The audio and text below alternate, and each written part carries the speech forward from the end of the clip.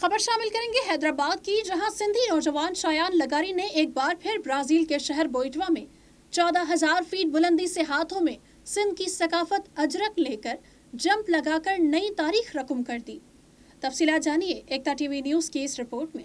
حیدرآباد میں جامشورو کے رہائشی سندھی نوجوان شایان لگاری نے ایک بار پھر برازیل کے شہر بوئٹوا میں 14,000 فیٹ بلندی سے ہاتھوں میں سندھ کی ثقافت اجرک لے کر جمپ لگا کر نئی تاریخ رقم کر دی۔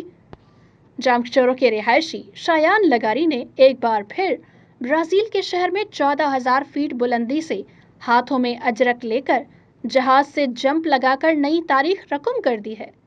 شایان لگاری شایان سندھی کے نام سے بھی مشہور ہیں۔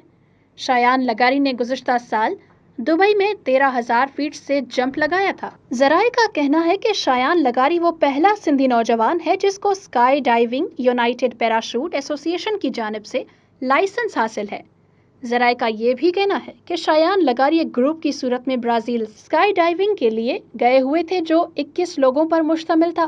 شایان لگاری نے کل تقریباً 15,000 فیٹ بلندی سے ہاتھوں میں اجرک لے کر جمپ لگائی۔ شایان لگاری کا کہنا ہے کہ اجرک ہاتھوں میں لے کر جمپ لگانے کا مقصد سندھ کی ثقافت کو اجاگر کرنا تھا۔ شایان لگاری کی پیدائش دادو کے علاقے جوہی میں ہوئی، جس کے بعد وہ فیملی کے ساتھ جامشورو شفٹ ہو کر آئے تھے۔ شایان لگاری اس وقت روزگار کے حوالے سے دبئی میں سیٹل ہیں۔ Ekta T V news reporter Anil حب علی۔